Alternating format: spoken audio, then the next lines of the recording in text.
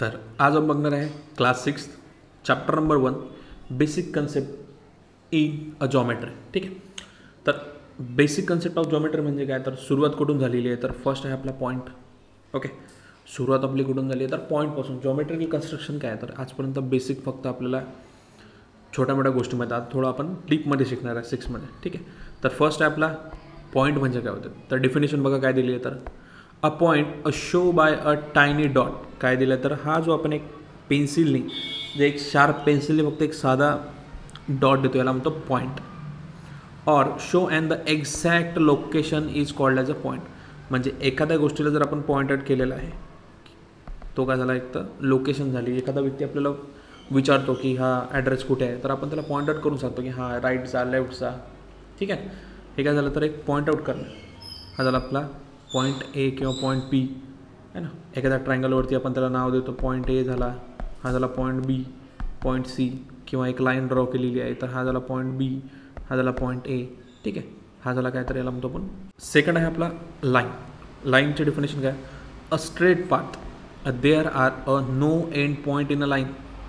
काय असतात की अ स्ट्रेट पाथ असते, बघा एक स्ट्रेट पाथ आहे आणि याला जे दोन साईडनी ॲरो असतात, याचा अर्थ काय होतं की हे इन्फिनाईटपर्यंत वाढू शकते, याला एंड नाही. ज्या वेळेला इथे ॲरो दिलेले असतात ते राहतात इन्फिनाईट. ठीक आहे. याचा अर्थ हा याचा कधीच एंड नाही. जसं की आपण इथे पॉईंट पी दिले नाव याला, मी याला क्यू दिलेलं आहे. ठीक आहे. आणि लिहिताना कसं लिहायचं, तर line P Q or line Q P असं आपण त्याला लिहू शकतो. दोन पॉईंट झाले आपले क्लिअर. फर्स्ट आहे आपला पॉईंट आणि दुसरा आपला लाईन्स. थर्ड पॉईंट आहे आपला रे. रे म्हणजे काय होते बघा, a ray has a one end point. End point म्हणजे काय, तर बघा हा झाला आपला एंड पॉईंट आणि जिथे आपल्याला ॲरो दिलेला असेल त्याचा अर्थ काय, तर हा इन्फिनिटीपर्यंत वाढू शकतो. ओके. तर डेफिनेशन क्लिअर बघा काय आहे, तर ray has a one end point and the other end point infinitely long, it has a single headed arrow. बघा इथे काय दिलं, तर आपल्याला सिंगल हेडेड ॲरो दिलेला आहे.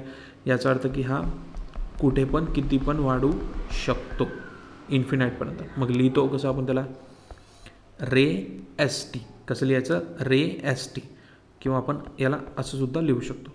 And S is the straight path point. काय झालं, तर आपला एसपासून हा स्ट्रेट पाथ पॉईंट. आपला line segment.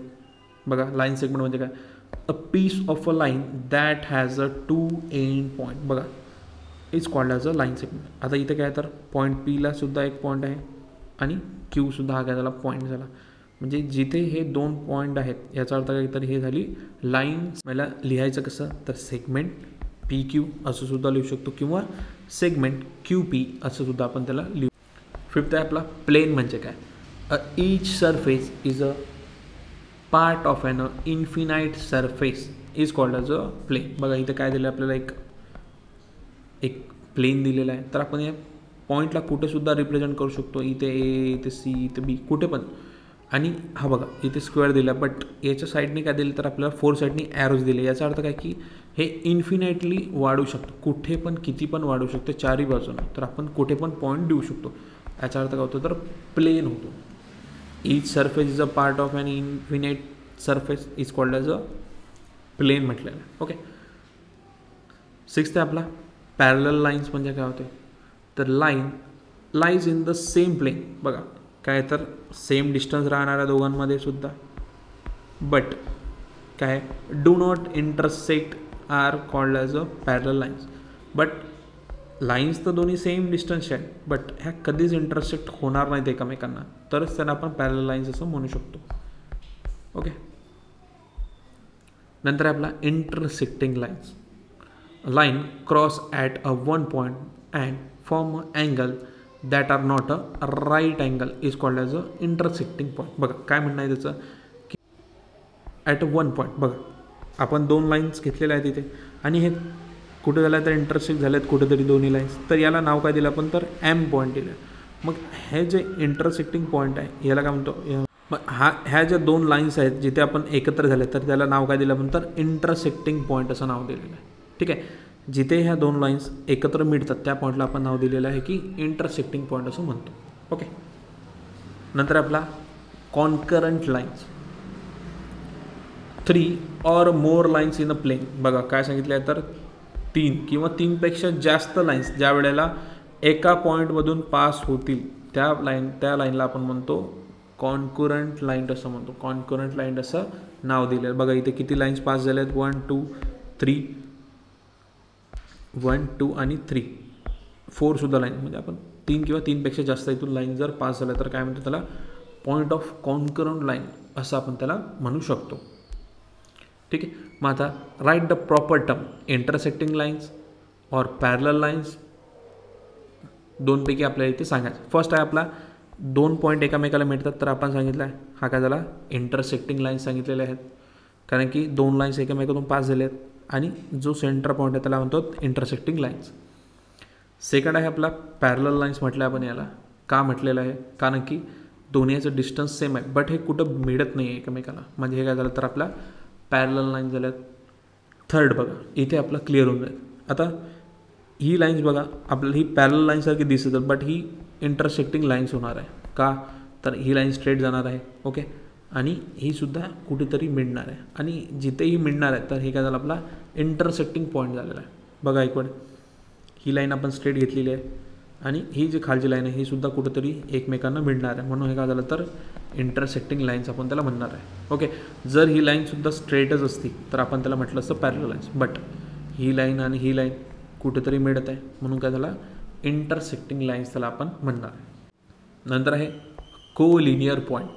A point that lies on the same line are called as a collinear point. जसं की मी इथे एक लाईन ड्रॉ केलेली आहे, एक रे ड्रॉ केला. ठीक आहे. इथे पॉईंट द्यायचं मी नाव देईल त्याला A B आणि C. तर हे काय झाले एकाच लाईनवर आहे. ओके.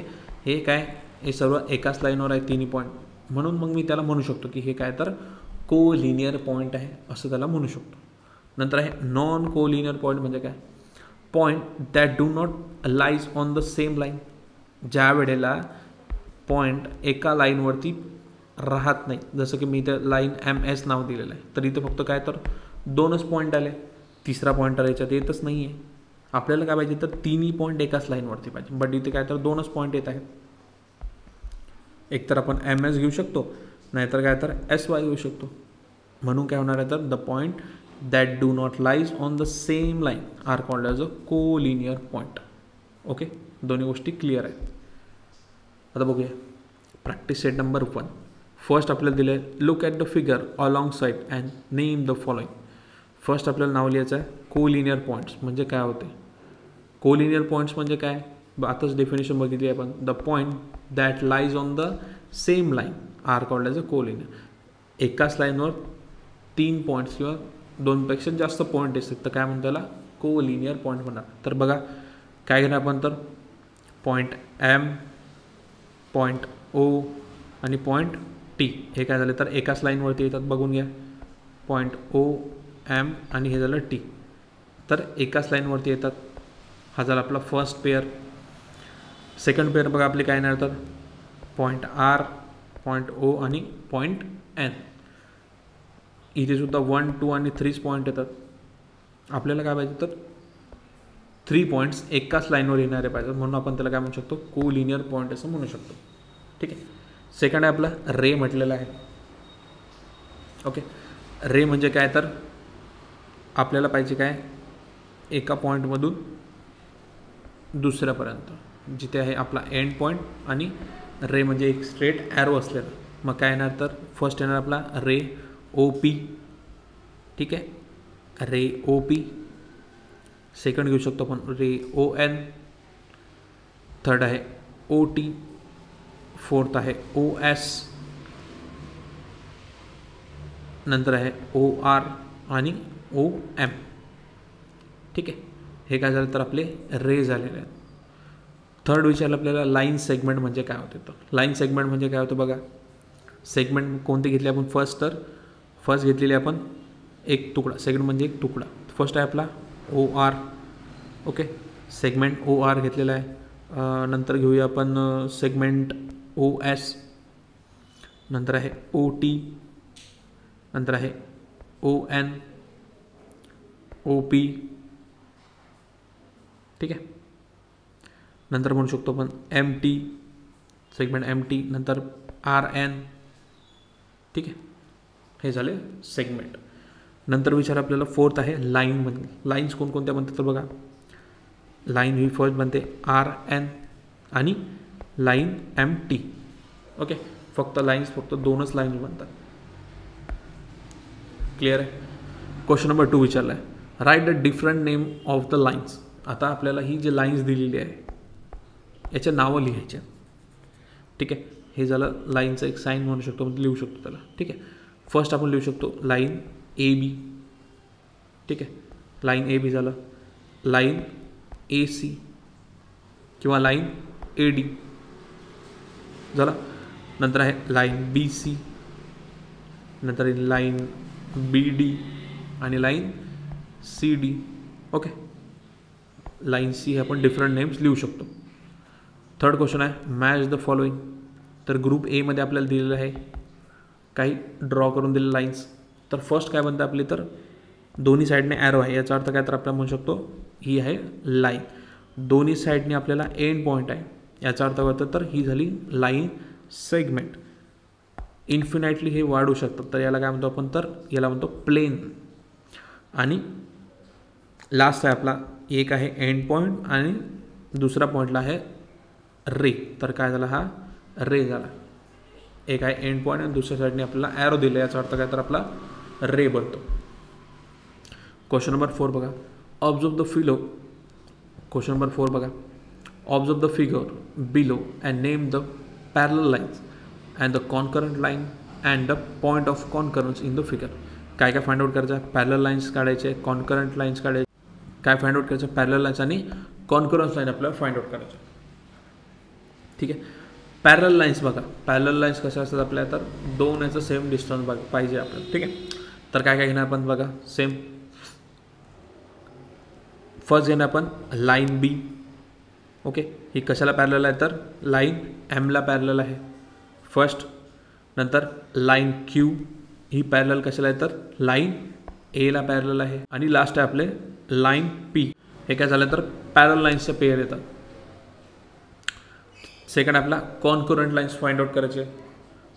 तर फर्स्ट आपण लाईन AD जी आहे आपली, ठीक आहे, लाईन A आणि ही जी D लाईन आहे त्याच्यावरचे बघणार. तर काय येणार, तर लाईन A, नंतर लाईन B, लाईन C आणि point A is the point of a concurrent. काय येणार, तर हे लाईन AD वरती पॉईंट A वर हे काय झाले, तर सगळे कॉन्करंट झाले. सेकंड आहे आपला line AD is the line P and line Q, point D is the point of concurrent. कशावर, तर पॉईंट D वरती हे काय असे जर आपले कॉन्करंट झालेले आहेत, हे 1 आणि 2च्या वर, ठीक आहे.